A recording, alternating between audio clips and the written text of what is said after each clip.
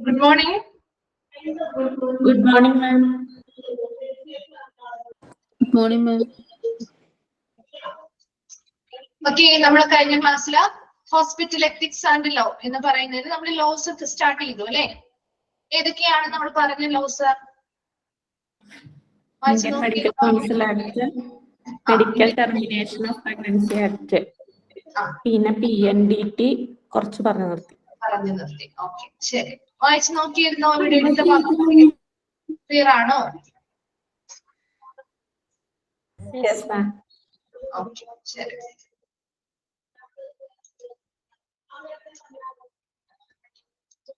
Okay, അപ്പൊ നമ്മള് medical termination of pregnancy act complete ആയിട്ട് പറഞ്ഞിരുന്നു. അതിന്റെ MTPയുടെ എക്സ്പാൻഡഡ് ഫോമും അതിന്റെ ആ ഒരു വർഷവും ഡേറ്റ് ഒക്കെ പഠിച്ചിരിക്കണം കേട്ടോ. അതുപോലെ തന്നെ നെക്സ്റ്റ് നമ്മൾ പഠിക്കാൻ പോകുന്നതും നമ്മൾ കുറച്ചൊന്ന് ഭാഗം പറഞ്ഞിട്ടുണ്ടായിരുന്നു അല്ലെ? PNDT ആക്ട് ജസ്റ്റ് ഒന്ന് ബ്രീഫ് ആയിട്ട് പറഞ്ഞിട്ടുണ്ടായിരുന്നു. കംപ്ലൈൻസ് ഓഫ് PNDT ആക്ട് അല്ലെങ്കിൽ PNDT ആക്ട് പാലിക്കുക എന്നുള്ളതും ഒരു ഹോസ്പിറ്റലിനെ ബാധിക്കുന്ന ഒരു നിയമം തന്നെയാണ് അല്ലെ?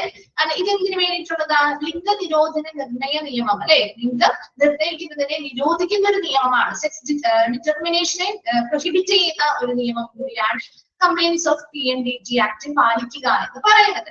ഇവിടെ an act to provide for the prohibition of sex selection before or after conception and for regulating or regulation of prenatal diagnostic techniques for the purpose of detecting abnormalities or metabolic disorders or chromosomal abnormalities or certain congenital malformations or sex-linked disorders and for the prevention of their misuse for sex determination leading to female feticide. ഈ ഒരു നിയമം എന്ന് പറയുന്നത് ശരിക്കും prohibition of sex selection എന്താണ്? ലിംഗനിർണയത്തെ നിരോധിക്കുന്ന ഒരു നിയമമാണ്. എപ്പോ? കൺസെപ്ഷന്റെ സമയത്ത് അല്ലെ? അവിടെ ഗർഭാവസ്ഥയിൽ ഇരിക്കുന്ന സമയത്ത് എന്ത് ചെയ്യാൻ പാടില്ല? ലിംഗം നിർണ്ണയിക്കാൻ പാടില്ല. കുട്ടിയുടെ ആണാണോ പെണ്ണാണോ എന്ന് ആ ഒരു ലിംഗം നിർണ്ണയിക്കാൻ പാടില്ല. അതിനെ തടയുന്ന ഒരു നിയമമാണ് PNDT ആക്ട് എന്ന് പറയുന്നത്. ഇനി ഇവിടെ ഇതിൽ പറയുന്നത് ശരിക്കും നമ്മൾ for regulation of prenatal diagnostic techniques ആണ്. എന്താണ് പ്രീനേറ്റൽ ഡയഗ്നോസ്റ്റിക് ടെക്നിക്സ്? നമ്മൾ സ്വാഭാവികമായിട്ടും പ്രഗ്നൻസി കാലഘട്ടത്തിലെ കുട്ടിയുടെ വളർച്ച അറിയാനും എന്തെങ്കിലും അബ്നോർമാലിറ്റീസ് ഉണ്ടോ അല്ലെങ്കിൽ എന്തെങ്കിലും മെറ്റബോളിക് ഡിസോർഡേഴ്സ് അവർക്കുണ്ടോ അല്ലെ?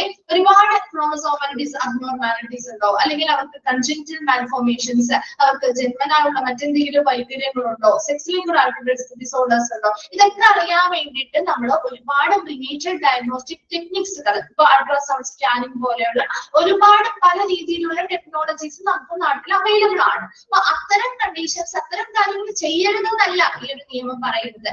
ചെയ്യാം. എന്തിനു വേണ്ടിയിട്ട് മാത്രമേ ചെയ്യാൻ പാടുള്ളൂ? എന്തിനു മാത്രമേ ചെയ്യാൻ പാടുള്ളൂ? ഈ പറയുന്ന ജനറ്റിക് അബ്നോർമാലിറ്റീസോ അല്ലെങ്കിൽ ഗ്രോത്തിനോ എന്തെങ്കിലും ബുദ്ധിമുട്ട് ആ കുട്ടിക്കുണ്ടോ എന്നറിയാൻ വേണ്ടി മാത്രമേ അത് ചെയ്യാൻ പാടുള്ളൂ. അല്ലാതെ ആ ഒരു മാർഗം സെക്സ് ഡിറ്റർമിനേഷന് വേണ്ടി അല്ലെങ്കിൽ ലിംഗനിർണയത്തിനായിട്ട് ഉപയോഗിക്കാൻ പാടില്ല. ഈ ഒരു എല്ലാ ടെക്നിക്സ് വഴി നമുക്ക് സെക്സ് ഡിറ്റർമിൻ ചെയ്യാം, ലിംഗം നിർണ്ണയിക്കാം. പക്ഷെ അത് നമ്മുടെ ഇന്ത്യയില് അതെന്ത് ചെയ്യുന്നില്ല, അനുവദിക്കുന്നില്ല, അല്ലെങ്കിൽ അത് നിരോധിക്കുന്നു. എന്തുകൊണ്ടാണ് അത് നിരോധിക്കാനുള്ള കാരണം? എന്തുകൊണ്ടാണ്? The prevention of their misuse for sex determination leading to female feticide അല്ലെ? ഇത്തരം പ്രീനേറ്റൽ ഡയഗ്നോസ്റ്റിക് ടെക്നിക്സുകൾ ഉപയോഗിച്ചുകൊണ്ട് അത് ദുരുപയോഗം ചെയ്തുകൊണ്ട് ആളുകൾ എന്ത് ചെയ്യാൻ തുടങ്ങി? സെക്സ് ഡിറ്റർമിനേഷൻ, ലിംഗനിർണയം നടത്താനായിട്ട് തുടങ്ങുകയും പെൺകുട്ടിയാണ് എന്നറിഞ്ഞാല് അല്ലെ പെൺഭ്രൂണ ഹത്യകൾ കൂടാനും തുടങ്ങി അല്ലെ? അപ്പൊ അത്തരം കണ്ടീഷനെ തടയുന്നതിന് വേണ്ടി ഫീമെയിൽ ഫീറ്റിസൈഡ് അല്ലെങ്കിൽ പെൺഭ്രൂണഹത്യയെ തടയുന്നതിന് വേണ്ടിയിട്ട് ഈ സെക്സ് ഡിറ്റർമിനേഷൻ അല്ലെങ്കിൽ ആ ഒരു ലിംഗനിർണയം ഈ പറയുന്ന ടെക്നിക്സ് ഉപയോഗിച്ചുകൊണ്ട് ദുരുപയോഗം ചെയ്യാൻ പാടില്ല എന്ന് പറയുന്ന ഒരു നിയമമാണ് PNDT ആക്ട്. അത് ക്ലിയർ ആണല്ലോ അല്ലേ? PNDT ആക്ട് എന്താ നോക്കിയല്ലേ? Okay. Then PNDT Act, രണ്ട് പ്രാവശ്യം ആക്ട് എന്ന് പറഞ്ഞിട്ടുണ്ട്, ഒരെണ്ണം മതി. ഇതെന്താ? PNDT Act assented by President on 20th September 1994. നമ്മൾ ചെയ്തിട്ട് ചോദിക്കാറുണ്ട് കേട്ടോ. അത് ഈ ഒരു ആക്ട് എന്താണ്, ഏതാണ്? പ്രസിഡന്റ് 20 അതായത് സെപ്റ്റംബർ 20 സെപ്റ്റംബർ 1994 പ്രസിഡന്റ് ഈ ഒരു ആക്ട് അംഗീകരിക്കുന്നത്. Force with effect from 1st January 1996. അപ്പൊ അതിൽ രണ്ടും ചോദിക്കാം കേട്ടോ.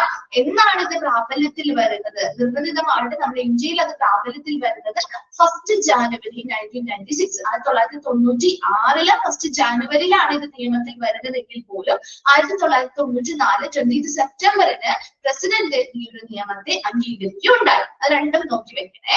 Then amended in 2002 and 2003. 2002-ലും 2003-ലും ഈ നിയമത്തിൽ ഭേദഗതികൾ വരുത്തിയിട്ടുണ്ട്. Act was called as prenatal. അപ്പൊ അങ്ങനെ ഭേദഗതികൾ വരുത്തിയതിനു ശേഷം പിന്നീട് നമ്മുടെ ഈ ആക്ടുകൾ പല പല പേരുകളിലാണ്. അതായത് പിന്നീട് ഈ ഒരു ആക്ട് എങ്ങനെയാണ് അറിയപ്പെട്ടു തുടങ്ങിയത്? Prenatal diagnostic techniques regulation and prevention of misuse act 1994 എന്നും അറിയപ്പെടുന്നുണ്ട്. ആൻഡ് നൗ നോൺ ആസ്, ഇപ്പോ ഈ ഒരു നിയമത്തെ നമ്മൾ വിളിക്കുന്ന പേര് preconception and prenatal diagnostic techniques that is prohibition of sex selection act എന്നാണ് അറിയപ്പെടുന്നത്. ഈ ഒരു നിയമത്തിന്റെ പല പല ഭേദഗതികൾ വരുത്തുമ്പോൾ ഉള്ള മാറ്റങ്ങളിൽ വരുന്ന പല പല പേരുകളാണ് കേട്ടോ പറഞ്ഞത്. സാധാരണ PNDT ആക്ട് എന്നായിരുന്നു. ആ ആക്ട് 20 സെപ്റ്റംബർ 1994 പ്രസിഡന്റ് അംഗീകരിച്ചു. അത് നിർബന്ധിതമായിട്ട് നമ്മുടെ ഇന്ത്യയിൽ പ്രാബല്യത്തിൽ വന്നത് 1st January 1996-ലായിരുന്നു. ഇനി ഈ ഒരു നിയമത്തെ 2002-ലും 2003-ലും എന്ത് വരുത്തിയിട്ടുണ്ട്? ഭേദഗതികൾ വരുത്തിയിട്ടുണ്ട്. ഇപ്പോൾ അതുപോലെ തന്നെ അതിനുശേഷം ഈ നിയമത്തെ നമ്മൾ വിളിക്കുന്നതാണ് prenatal diagnostic techniques regulation and prevention of misuse act 1994 എന്നറിയപ്പെട്ടിരുന്നു. ഇപ്പോൾ ഈ ഒരു നിയമത്തെ നമ്മൾ വിളിക്കുന്ന അല്ലെങ്കിൽ അറിയപ്പെടുന്ന പേര് preconception and prenatal diagnostic techniques prohibition of sex selection act എന്നാണ് അറിയപ്പെടുന്നത്. അപ്പൊ അതിന്റെ ഇപ്പൊ അറിയപ്പെടുന്ന പേര് ലാസ്റ്റ് വൺ ഒന്ന് അണ്ടർലൈൻ ചെയ്തിട്ട്, അതുപോലെ തന്നെ എന്നാണ് പ്രസിഡന്റ് അത് അംഗീകരിച്ചത്, അതുപോലെ നിർബന്ധിതമായിട്ട് ഇത് പ്രാബല്യത്തിൽ വന്നത് ഏത് ദിവസം, ഏത് മാസം, ഏത് വർഷം, ഇത്രയും നോക്കി വെക്കുക കേട്ടോ. വേഗം ഒന്ന് വായിച്ചു നോക്കിയേ. Complaints of PNDT act.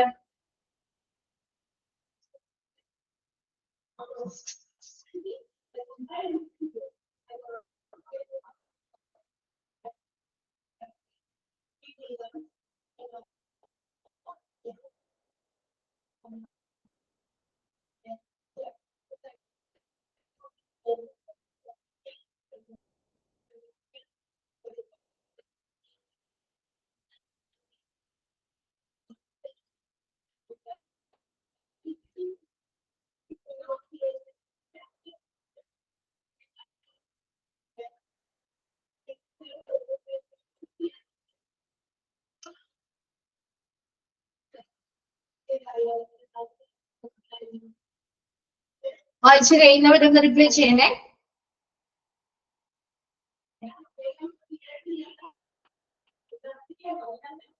Okay, clear അല്ലേ? നെക്സ്റ്റ് വണ്ണിലേക്ക് പോവാണ്. നെക്സ്റ്റ് വൺ ആണ് കംപ്ലൈന്റ്സ് ഓഫ് BNW ആക്ട്. എന്താണ് BNW ആക്ട്? ഇത് പഠിച്ചിട്ടില്ലേ നിങ്ങള്? BNW ആക്ട് പഠിച്ചിട്ടില്ലേ? എന്താണ് BNW act?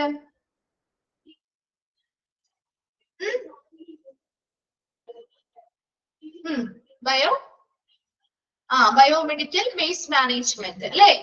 Biomedical waste management and handling rules ആണ് അല്ലെ? അപ്പൊ ഇവിടെ BNW ആക്ടുമായി ബന്ധപ്പെട്ട കുറച്ച് കാര്യങ്ങളാണ് പറയുന്നത്. അപ്പൊ നോക്കിയേ, the biomedical waste management and handling rules 1998 came into force in 1998. 1998-ലാണ് ഈ നിയമം പ്രാബല്യത്തിൽ വരുന്നത്. ആ വർഷം ഒന്ന് നോക്കി വെക്കുക കേട്ടോ. Then in exercise of, അതുപോലെ തന്നെ BNW-യുടെ എക്സ്പാൻഡഡ് ഫോം നോക്കണേ. Then അടുത്തത് in exercise of the power conferred by section 6, 8 and 25 of EP Act 1986, the central government notified these rules for the management and handling of biomedical wastes generated from hospitals, clinics, other institutions for scientific management of biomedical waste. ഇവിടെ section 6, 8 and 25 of EP Act. എന്താണ് EP Act? EP എന്ന് പറഞ്ഞാൽ എന്താ? EP Environmental Protection Act അല്ലെ? Environmental Protection Act 1986-ലെ section 6, 8, 25 ഈ 3 സെക്ഷൻസും പ്രധാനമായിട്ടും deal ചെയ്യുന്നത് അല്ലെങ്കിൽ കൈകാര്യം ചെയ്യുന്നത് റൂൾസ് ടു റെഗുലേറ്റ് ദ എൻവയോൺമെന്റൽ പൊല്യൂഷൻ. എൻവയോൺമെന്റൽ പൊല്യൂഷനെ റെഗുലേറ്റ് ചെയ്യുന്നതിന് വേണ്ടിയിട്ടുള്ള നിയമങ്ങളാണ്. അതുപോലെ തന്നെ ഈ ഒരു സെക്ഷനിൽ പറയുന്ന കാര്യമാണ് ഹസാർഡസ് ആയിട്ടുള്ള സബ്സ്റ്റൻസുകളെ എങ്ങനെ കൈകാര്യം ചെയ്യണം, അതുപോലെ തന്നെ ഇതുമായി ബന്ധപ്പെട്ട അതിന്റെ അധികാരം, ഇതുമായി ബന്ധപ്പെട്ട നിയമങ്ങൾ രൂപീകരിക്കാനുള്ള അധികാരം ആർക്ക് കൊടുക്കുന്നുണ്ട്? സെൻട്രൽ ഗവൺമെന്റിന് ഈ ഒരു നിയമപ്രകാരം ആ ഒരു അധികാരം നൽകുന്നുണ്ട്. അപ്പൊ അങ്ങനെ ഗവൺമെന്റിന് ആ ഒരു അധികാരം ഈ ഒരു സെക്ഷൻ വഴിയാണ് അവർക്ക് കിട്ടുന്നത്. അപ്പൊ ഈ ഒരു സെക്ഷൻ വഴി ആ കിട്ടുന്ന ആ അധികാരം ഉപയോഗിച്ചുകൊണ്ട് അല്ലെങ്കിൽ ആ പവർ ഉപയോഗിച്ചുകൊണ്ട് സെൻട്രൽ ഗവൺമെന്റ് എന്ത് ചെയ്യുന്നു? ഇങ്ങനെയുള്ള ബയോമെഡിക്കൽ ബേസിസ് എവിടെ നിന്ന് ജനറേറ്റ് ചെയ്യുന്നത്? ഹോസ്പിറ്റലുകളിൽ നിന്ന്, ക്ലിനിക്കൽസിൽ നിന്ന്, മറ്റ് ഇതുപോലെയുള്ള ഇൻസ്റ്റിറ്റ്യൂഷനിൽ നിന്നൊക്കെ ജനറേറ്റ് ചെയ്യുന്ന ബയോമെഡിക്കൽ വേസ്റ്റസിന്റെ മാനേജ്മെന്റും അതിന്റെ ഹാൻഡ്ലിങ്ങുമായി ബന്ധപ്പെട്ട ഒരു ശാസ്ത്രീയമായ രീതിയിൽ ശാസ്ത്രീയമായ രീതിയിൽ ബയോമെഡിക്കൽ വേസ്റ്റ് മാനേജ് ചെയ്യുന്നതിനും സയന്റിഫിക് ആയിട്ട് മാനേജ് ചെയ്യുന്നതിനും അത് കൈകാര്യം ചെയ്യുന്നതിനും വേണ്ടിയിട്ടുള്ള നിയമങ്ങൾ ആര് തയ്യാറാക്കി? സെൻട്രൽ ഗവൺമെന്റ് തയ്യാറാക്കി. അത്തരത്തിൽ നിർമ്മിച്ചിട്ടുള്ള അല്ലെങ്കിൽ അത്തരത്തിൽ രൂപീകരിച്ചിട്ടുള്ള ഒരു നിയമമാണ് 1998 biomedical waste management and handling rules എന്ന് പറയുന്നത്. ഫസ്റ്റ് അമെന്റ്മെന്റ്, ഇതിന്റെ ആദ്യത്തെ ഭേദഗതി വരുത്തിയത് 6/3/2000 സെക്കൻഡ് അമെന്റ്മെന്റ് 17/9/2003 17/9/2003 രണ്ടാമത്തെ ഭേദഗതി വരുത്തിയത്. Then on 20th March 2016 under Environment Protection Act 1986 MOEF and CC എന്ന് പറഞ്ഞാൽ എന്താണ്? Ministry of environment, forest and climate change. കേട്ടോ, അറിയാത്തവരുണ്ടെങ്കിൽ ഒന്ന് എഴുതി വെച്ചേക്കണേ. Ministry of environment, forest and climate change. Ministry of environment, forest and climate change.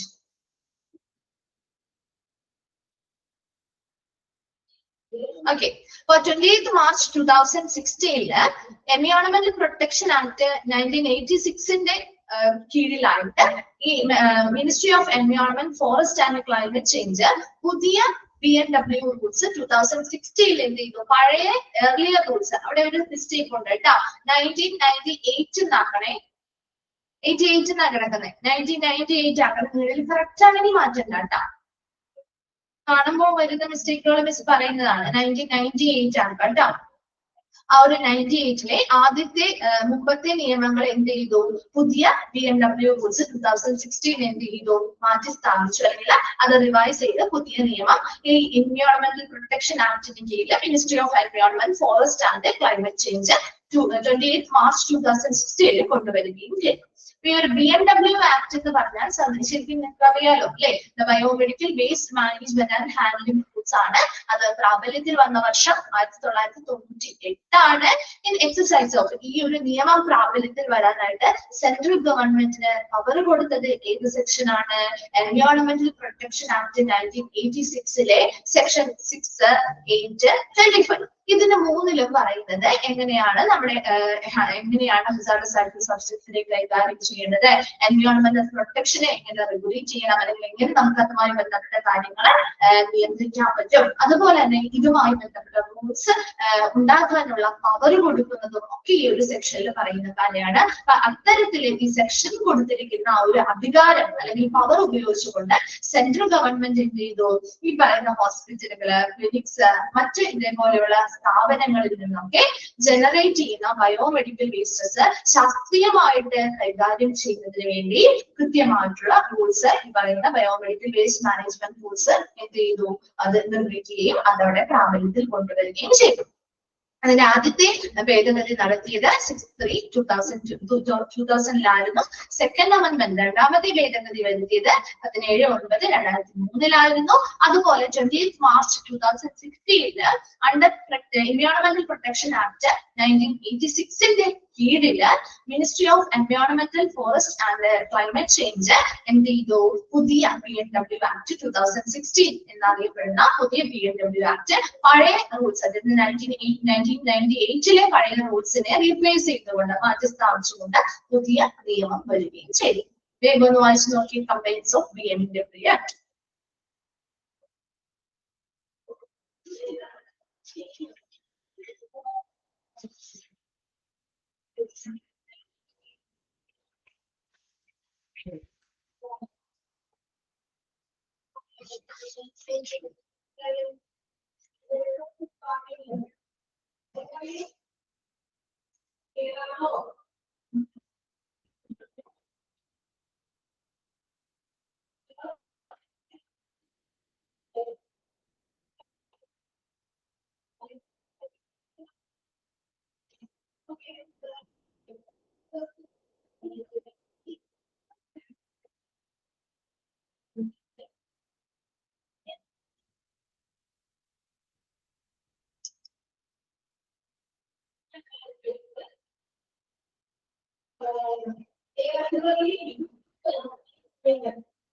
Okay, clear അല്ലേ?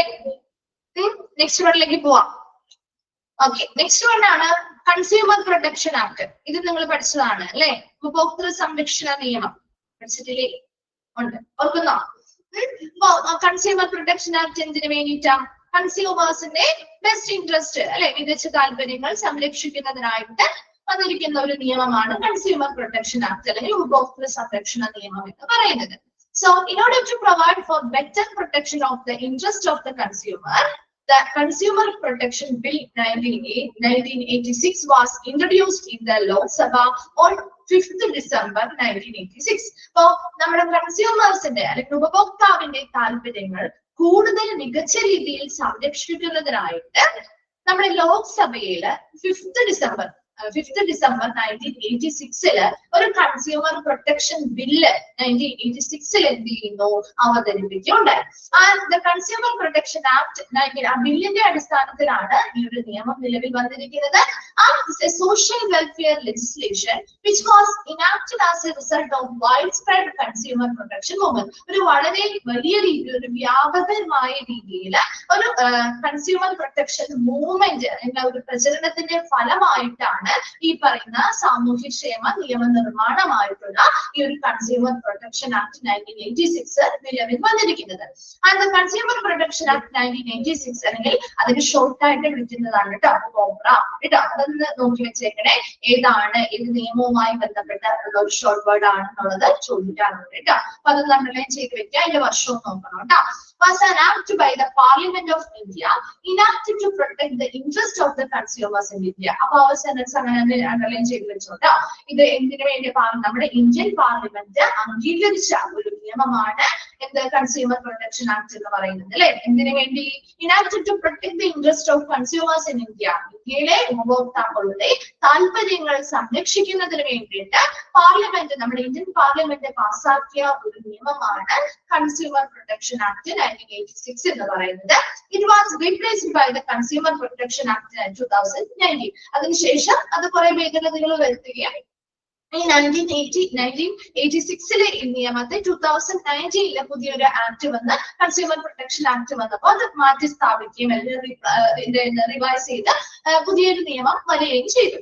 And it was made for the settlement of consumers' grievances and matters connected with it. അതുപോലെ തന്നെ ഇത് സാധാരണയായിട്ട് കൺസ്യൂമേഴ്സിന്റെ താല്പര്യങ്ങൾ സംരക്ഷിക്കാൻ ഉൾപ്പെടെ അതുപോലെ തന്നെ ഗ്രീവിയൻസ്, അവരുടെ പരാതികള്, അതുമായി ബന്ധപ്പെട്ട മറ്റു കാരണങ്ങളെല്ലാം, മറ്റു പ്രശ്നങ്ങള്, എല്ലാ കാര്യങ്ങളെയും കൈകാര്യം ചെയ്യുന്ന ഒരു നിയമം. അതിനെ പരിഹരിക്കുക അല്ലെ. നമുക്ക് എന്തെങ്കിലും പരാതികളോ കാര്യങ്ങളോ ഉണ്ടെങ്കിൽ ഉപഭോക്തൃ ഫോറത്തിൽ നമുക്ക് പരാതികൾ കൊടുക്കാം. ഈ ഒരു നിയമത്തിന് കീഴിൽ നമുക്ക് വളരെ കുറഞ്ഞ സമയത്തിനുള്ളിൽ തന്നെ അതിനുള്ള പരിഹാരങ്ങൾ ലഭ്യമാക്കി കിട്ടും അല്ലെ. And the act was passed in the assembly in October 1986 and came into force on December 24, 1986. അപ്പൊ ഈ ഒരു അസംബ്ലിയിൽ ഈ ഒരു നിയമം എന്ത് ചെയ്തത്? പാസ്സാക്കിയത് ഒക്ടോബർ 1986 അത് നിയമം അവിടെ പ്രാബല്യത്തിൽ വന്നത് December 24, 1986 The statute on the rights was made before this COPRA Act.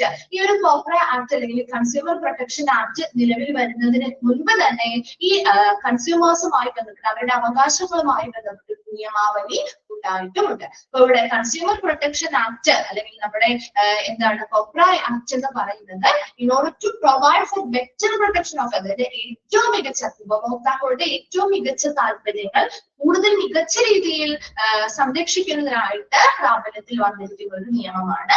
അതിനുവേണ്ടി നമ്മുടെ consumer protection bill 1986 ലോക്സഭയില് 5th December 1986 അത് അവതരിപ്പിക്കുകയുണ്ടായി.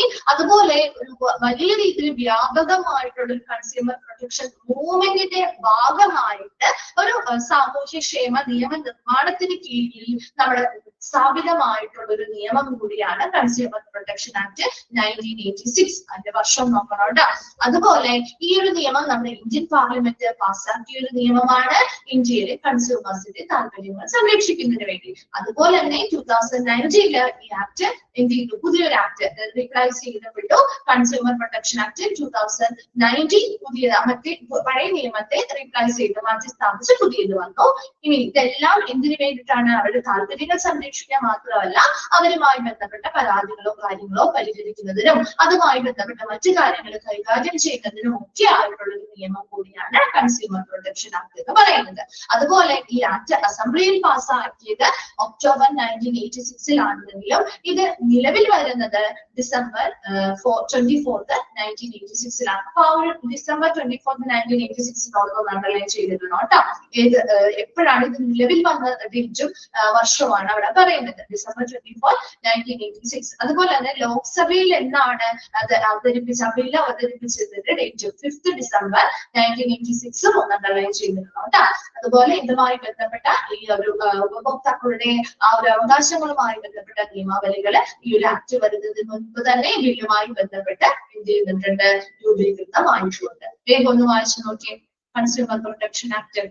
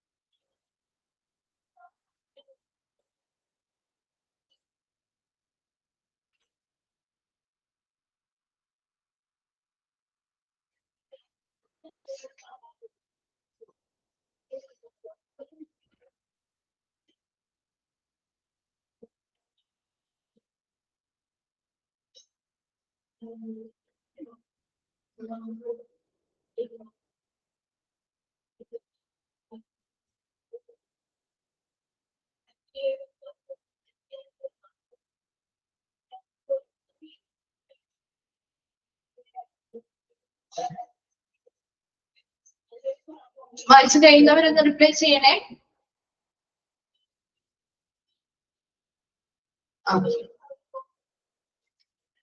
ശരി, നെക്സ്റ്റ് വൺ ആണ് right to information act, RTA act. കേട്ടിട്ടുണ്ടോ? എന്തോ പാസ്സായതിന് ശേഷമാണോ ബില്ല്?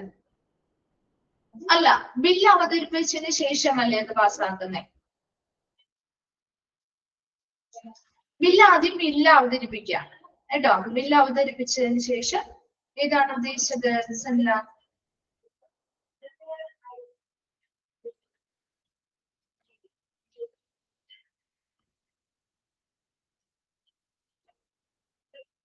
ഡേറ്റോ? ഏത് ഡേറ്റാ ചോദിക്കുന്നേ? ലോക്സഭയുടെയോ? ലോക്സഭയിൽ 5 ഡിസംബർ അല്ലേ പറഞ്ഞേ?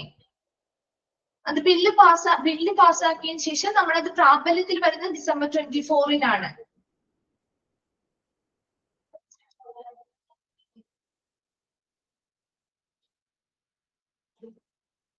അതാണോ ചോദിച്ചേ?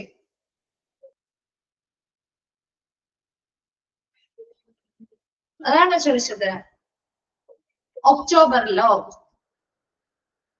അത് നമ്മുടെ സാധാരണ നമ്മുടെ അസംബ്ലിയിലെ അതില് കുറെ ഘട്ടങ്ങളിലൂടെ കടന്നു പോകുന്ന ഒരു ആക്ട് നമ്മുടെ ബില്ലുകൾ പല പല ഘട്ടങ്ങളിൽ അവതരിപ്പിച്ച് ഓരോരോ ഇടങ്ങളിൽ നിന്നും ലോക്സഭയിലെത്തി നമ്മുടെ പ്രസിഡന്റ് അത് അംഗീകരിക്കുമ്പോഴാണ് ഈ ഒരു നിയമം പ്രാബല്യത്തിൽ വരിക എന്ന് പറയുന്നത്. അപ്പൊ ആദ്യം നമ്മുടെ അസംബ്ലിയിൽ പാസ്സായി, അതിനുശേഷം ലോക്സഭയിൽ അത് അവതരിപ്പിച്ച് അതിനുശേഷം ആ ഒരു നമ്മുടെ പ്രസിഡന്റ് അംഗീകരിക്കുകയാണെന്നുണ്ടെങ്കിൽ അതിനുശേഷം ആ ഒരു ബില്ലായിട്ട് അതല്ല ആ ഒരു നിയമമായിട്ട് അത് എന്ത് ചെയ്യും, പ്രാബല്യത്തിൽ വരിക ചെയ്യും കേട്ടോ.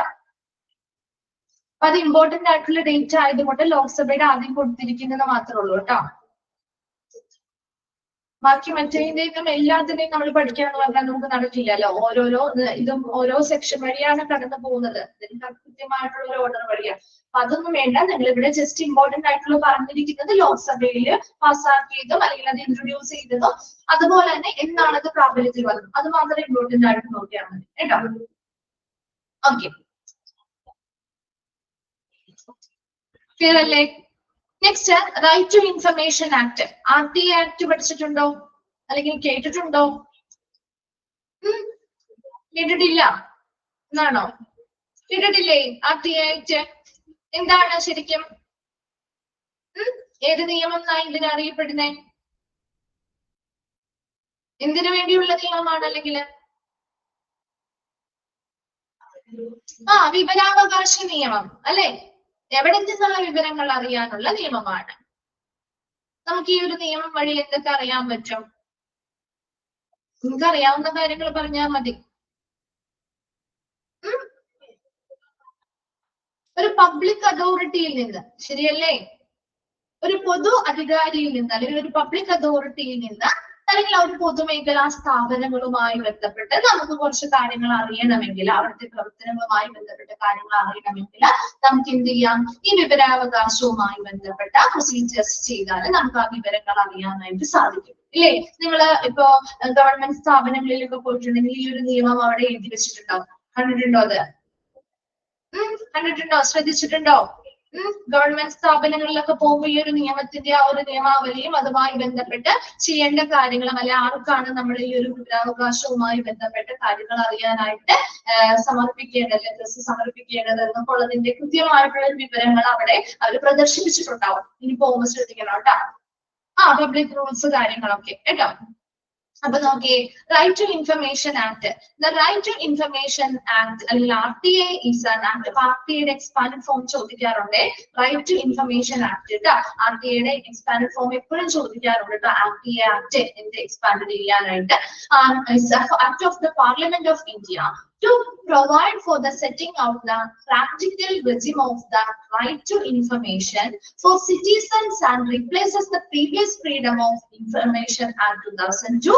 Under the provisions of the Act, any citizen of India may request information from a public authority, a body of government or instrumentally of state, which is required to reply immediately or within 30 days. ഇവിടെ എന്താ ഉദ്ദേശിക്കുന്നത്? RTA act അല്ലെങ്കിൽ right to information act എന്ന് പറയുന്നത് നമ്മുടെ parliament of India പാസ്സാക്കിയ നിയമമാണ്. ഇത് എന്തിനു വേണ്ടിയിട്ടാണ്? Setting out the practical regime of the right to information for citizen അല്ലെ? നമ്മുടെ സിറ്റിസൺസിന് അല്ലെങ്കിൽ ഇന്ത്യയിലെ സിറ്റിസൺസിന്, പൗരന്മാർക്ക് വിവരാവകാശവുമായി ബന്ധപ്പെട്ട ഒരു പ്രായോഗിക വ്യവസ്ഥ കൊണ്ടുവരുന്നതിന് വേണ്ടിയിട്ടുള്ള ഒരു നിയമമാണ്. റീപ്ലേസസ് ഈ ഒരു നിയമം വന്നപ്പോൾ നമ്മുടെ മുൻപുണ്ടായിരുന്ന ഫ്രീഡം ഓഫ് ഇൻഫർമേഷൻ ആക്ട് 2002 എന്ന് പറയുന്ന നിയമം ഉണ്ടായിരുന്നു.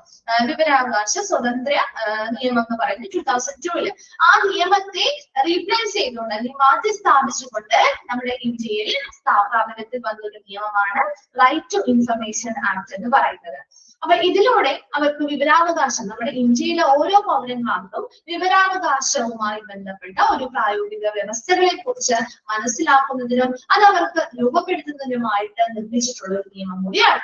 Under the provisions of this act, ഈ ആക്ടിന്റെ കീഴിൽ അല്ലെങ്കിൽ ഈ ആക്ടിന്റെ അണ്ടറിൽ any citizen of India, ഇന്ത്യയിലെ ഏതൊരു പൗരനും may request information from a public authority, ഒരു പൊതു അധികാരിയിൽ നിന്ന് എന്ത് ചെയ്യാം? ഇൻഫർമേഷൻസിനെ അഭ്യർത്ഥിക്കാം. may request information from a public authority. Public authority എന്ന് പറയുന്നത് ബോഡി ഓഫ് ഗവൺമെന്റ് സർക്കാർ സ്ഥാപനമോ അല്ലെങ്കിൽ സർക്കാർ നമ്മുടെ സ്റ്റേറ്റിന്റെ കീഴിൽ പ്രവർത്തിക്കുന്ന ഏതൊരു സ്ഥാപനമോ ആയിക്കോട്ടെ, അത്തരം ഒരു പബ്ലിക് അതോറിറ്റിയിൽ നിന്നും ഏതൊരു ഇൻഫർമേഷൻ നമുക്ക് എന്ത് ചെയ്യാം, ഇൻഫർമേഷൻസ് അറിയാനായിട്ടുള്ള ഒരു അഭ്യർത്ഥന ആർക്ക് കൊടുക്കാം? ഇന്ത്യയിലെ സിറ്റിസൺ ആയിട്ടുള്ള ഏതൊരു വ്യക്തിക്കും കൊടുക്കാം, ഒരു പൗരനായിട്ടുള്ള ഏതൊരു വ്യക്തിക്കും കൊടുക്കാം. Which is required to reply. ഇനി നമ്മൾ അങ്ങനെ ഒരു അഭ്യർത്ഥന കൊടുത്താൽ ആ അഭ്യർത്ഥന പ്രകാരമുള്ള ഇൻഫർമേഷൻസ് ഇവര് വളരെ ഉടനെ തന്നെ നമുക്ക് ലഭ്യമാക്കി തരണം.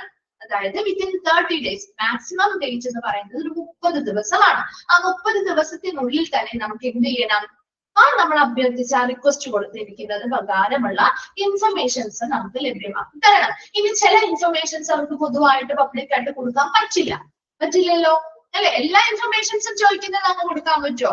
പറ്റില്ല. കുറെ കാര്യങ്ങളൊക്കെ സീക്രട്ട് ആയിട്ട് വെക്കേണ്ടതുണ്ടാവും അല്ലെ? അപ്പൊ എന്തുകൊണ്ടാണ് അത് തരാൻ പറ്റാത്തത് എന്നതിന്റെ റീസൺ എങ്കിലും അവർക്ക് നൽകിയിരിക്കണം. മനസ്സിലാവുന്നുണ്ടോ? ആ ഒരു 30 ദിവസമാണ് മാക്സിമം ഡേറ്റ്. ഇനി ചില കേസുകളിൽ ഈ 30 ദിവസത്തിൽ കൂടുതൽ, അതിന് വേണ്ടിയിട്ട് ഓരോ സ്ഥാപനത്തിലും ഒരു ഓഫീസറെ നിയമിച്ചിട്ടുണ്ടാവും കേട്ടോ. മിക്കത് പബ്ലിക് റിലേഷൻ ഓഫീസേഴ്സ് പോലെയുള്ള ഓഫീസേഴ്സിനെ നിയമിച്ചിട്ടുണ്ടാവും. അപ്പൊ അത്തരം വ്യക്തികളാണ് അത് ചെയ്യേണ്ടത്. ഇനി ഇൻ കേസ് ഇപ്പൊ ഒരു 30 ദിവസത്തിൽ കൂടുതലാണ് എടുക്കുന്നുണ്ട്, ഇൻഫർമേഷൻ കൊടുത്തിട്ടില്ല, 30 ദിവസത്തിനധികം കൊടുത്തിട്ടില്ല എങ്കിൽ അതിനനുസരിച്ച് പേയ്മെന്റും കാര്യങ്ങളും പെനാൽറ്റിയും ഒക്കെ ആ ഒരു വ്യക്തികളുടെ അവിടെ നിന്നും എന്ത് ചെയ്യും, അവരുടെ കയ്യിൽ നിന്നും പോകേണ്ടതായിട്ട് വരും. അപ്പൊ ഇവർക്ക് കൃത്യമായിട്ട് ആ ഒരു 30 ദിവസത്തിനുള്ളിൽ ആ ഒരു വിവരം കിട്ടണം എന്നുള്ളതാണ്, അല്ലെങ്കിൽ ഉടനടി എന്നുള്ളതാണ്, ഇമ്മീഡിയറ്റ് ആയിട്ട് കൊടുക്കാന്നുള്ളതാണ്. മാക്സിമം ഡേറ്റ് ആണ് പറയുന്നത് ഒരു 30 ദിവസം എന്ന് പറയുന്നത്. And act also requires every, ആ ഒരു സെന്റൻസ് ഒന്ന് അണ്ടർലൈൻ ചെയ്ത് വെച്ചോട്ടെ നിങ്ങൾ. Under the provisions of the act, ഏത് ആക്ടിന്റെ പ്രൊവിഷൻസിലാണ് പറയുന്നത്? ഈ ഒരു റൈറ്റ് ടു ഇൻഫർമേഷൻ ആക്ടിന്റെ നിയമാനുസൃതമായിട്ട് അല്ലെങ്കിൽ അതിന്റെ നിയമാവലിയിൽ പറയുന്നത്, എനി സിറ്റിസൺ ഓഫ് ഇന്ത്യ, ഇന്ത്യയിലെ ഏതൊരു പൗരനും may request information from a public authority, ഒരു പൊതു അധികാരി, അതായത് നമ്മുടെ സർക്കാരിന്റെയോ അല്ലെങ്കിൽ സ്റ്റേറ്റിന്റെയോ കീഴിൽ പ്രവർത്തിക്കുന്ന ഏതൊരു സ്ഥാപനവുമായി ബന്ധപ്പെട്ട് ഒരു ഇൻഫർമേഷൻസ് അഭ്യർത്ഥിക്കാം. അത്തരം റിക്വസ്റ്റുകൾക്ക് അനുസരിച്ച് അല്ലെങ്കിൽ അത് ലഭിച്ചു കഴിഞ്ഞാൽ ഇമ്മീഡിയറ്റ് ആയിട്ട് അല്ലെങ്കിൽ വിത്തിൻ 30 days അവർ അതിനുള്ള റിപ്ലൈ നൽകേണ്ടതാണ്. അതൊന്ന് അണ്ടർലൈൻ ചെയ്ത് വെക്കണേ. അത്രയും. Then the act also requires every public authority to computerize their records for wide dissemination and be proactively certain categories of information so that the citizen need minimum recourse to request for information formally. അപ്പൊ ഈ ഒരു നിയമത്തിന് കീഴിൽ പറയുന്നത് ഏതൊരു public authority ആണെങ്കിലും അവരുടെ എല്ലാ തരത്തിലുമുള്ള ഇൻഫർമേഷൻസ് എന്ത് ചെയ്യണം, കമ്പ്യൂട്ടറൈസ് ചെയ്യണം. ഇപ്പൊ നിങ്ങൾക്കറിയാലോ, ഇപ്പം എല്ലാ സ്ഥാപനങ്ങളിലും കമ്പ്യൂട്ടറൈസ്ഡ് ആണ് അല്ലെ? നമ്മൾ ഏതൊരു പൊതുമേഖലാ സ്ഥാപനത്തിൽ അല്ലെങ്കിൽ നമ്മുടെ ഏതൊരു പബ്ലിക് സ്ഥാപനത്തിൽ ചെന്നാലും അത് കമ്പ്യൂട്ടറൈസ്ഡ് ആണ് അല്ലെ? അങ്ങനെ കമ്പ്യൂട്ടറൈസ്ഡ് ആക്കിയാൽ എന്തായാലും ഇപ്പം പെട്ടെന്ന് നമുക്ക് ഇൻഫർമേഷൻ കൊടുക്കാൻ പറ്റും. ശരിയല്ലേ? പണ്ട് എങ്ങനെയായിരുന്നു? പണ്ട് കുറെ ഫയലുകളും കാര്യങ്ങളൊക്കെ പരിശോധിക്കണം എന്ന് പറഞ്ഞ് അവർ ഒരുപാട് നമുക്ക് ഡിലേ വരുത്തുമായിരുന്നു. ശരിയല്ലേ? ഒരു ഇൻഫർമേഷൻ ചോദിച്ചാൽ ഒരുപാട് ഡിലേ വരുത്തും. അപ്പൊ അത്തരം സമയങ്ങളിൽ നമുക്ക് ഡിലേ ഇവിടെ വരാൻ പാടില്ല. അപ്പൊ ഈ ഒരു നിയമത്തിന് കീഴിൽ പറയുന്ന കാര്യമാണ്, ബിക്കോസ് എവരി പബ്ലിക് അതോറിറ്റി, എല്ലാ പൊതുമേഖലാ സ്ഥാപനങ്ങളും എന്ത് ചെയ്യണം, കൃത്യമായിട്ട് ഏതൊരു പബ്ലിക് അതോറിറ്റി ആണെങ്കിലും പൊതു സ്ഥാപനങ്ങളാണെങ്കിലും കമ്പ്യൂട്ടറൈസ് ദെയർ റെക്കോർഡ്സ്, അവരുടെ റെക്കോർഡുകൾ കമ്പ്യൂട്ടർവൽക്കരിക്കണം. അതുപോലെ തന്നെ for wide dissemination and proactively certain categories of information, അപ്പൊ ചില ഇൻഫർമേഷൻസ് കൃത്യമായിട്ട് അതിനനുസരിച്ച് കാറ്റഗറൈസ് ചെയ്ത് വെക്കണം. അതുപോലെ വ്യാപകമായിട്ട് നമുക്ക് ഇത് ആവശ്യം അനുസരിച്ച് പെട്ടെന്ന് നമുക്ക് കൊടുക്കാനുള്ള രീതിയിലാക്കി വെക്കണം. അതൊക്കെ ആ കമ്പ്യൂട്ടറൈസ്ഡ് ആക്കുമ്പോൾ ഓട്ടോമാറ്റിക്കലി നമുക്ക് അത് എളുപ്പത്തിൽ കൊടുക്കാൻ സാധിക്കുന്ന രീതിയിലായിരിക്കണം അത് സെറ്റ് ചെയ്യേണ്ടത്. അതുപോലെ so that citizen need minimum request for information formally. അതുപോലെ തന്നെ ഈ ഒരു റിക്വസ്റ്റ് കൊടുക്കാൻ വേണ്ടി നമുക്ക് ഒരുപാട് ഫോർമാലിറ്റീസോ കാര്യങ്ങളോ ഒന്നും ഇല്ല കേട്ടോ. വളരെ 10 രൂപയുടെ കോഡ് സ്റ്റാമ്പ് കൊണ്ട് ചെയ്ത് നമുക്ക് ഇത് പെട്ടെന്ന് ചെയ്യാൻ പറ്റുന്ന കാര്യമാണ്. കൃത്യമായ ഒരു ഫോർമാറ്റിലാണ് ഇത് തയ്യാറാക്കിയത്. അതിന്റെ ഫോർമാറ്റും കാര്യങ്ങളൊക്കെ നമുക്ക് നെറ്റിലൊക്കെ കിട്ടും. അല്ലാതെയും നമുക്ക് അറിയാവുന്നവരാണെങ്കിൽ അതായത് ചോദിച്ച് നമുക്ക് എല്ലായിടത്തെ ഓഫീസേഴ്സിനോട് വേണമെങ്കിൽ നമുക്ക് ചോദിച്ച് മനസ്സിലാക്കാനും ഒക്കെ സാധിക്കും. കൃത്യമായിട്ടുള്ള ഇൻഫർമേഷൻ നമ്മൾ കൊടുക്കുന്ന അതേ അഡ്രസ്സിലേക്ക് തിരികെ അയച്ചു തരും. അപ്പൊ ഈ ഒരു കാര്യങ്ങള് ഇപ്പൊ വളരെ മിനിമം റിക്കോഴ്സ് ആണ്. അതായത് നമുക്ക് ഒരു പൗരനാണ്, നമ്മളൊരു ഇന്ത്യൻ പൗരനാണ്, നമുക്ക് ഒരു ഇൻഫർമേഷൻ അറിയണമെങ്കിൽ വളരെ ഔപചാരികമായിട്ട് നമുക്ക് വളരെ മിനിമം രീതിയിൽ, ഒരുപാട് കോംപ്ലിക്കേഷൻസോ കാര്യങ്ങളോ ഇല്ലാതെ വളരെ കുറഞ്ഞ രീതിയിലുള്ള മാർഗങ്ങളിലൂടെ നമുക്ക് ആവശ്യമായിട്ടുള്ള ഇൻഫർമേഷൻസ് കിട്ടുന്ന രീതിയിലാണ് ഈ ഒരു നിയമം ഓരോ കാര്യങ്ങളും സെറ്റ് ചെയ്ത് വെച്ചിരിക്കുന്നത്. റൈറ്റ് ടു ഇൻഫർമേഷൻ ആക്ട് ചോദിക്കാറുണ്ട്, RTA എക്സ്പാൻഡഡ് ഫോം പഠിച്ചിരിക്കുക.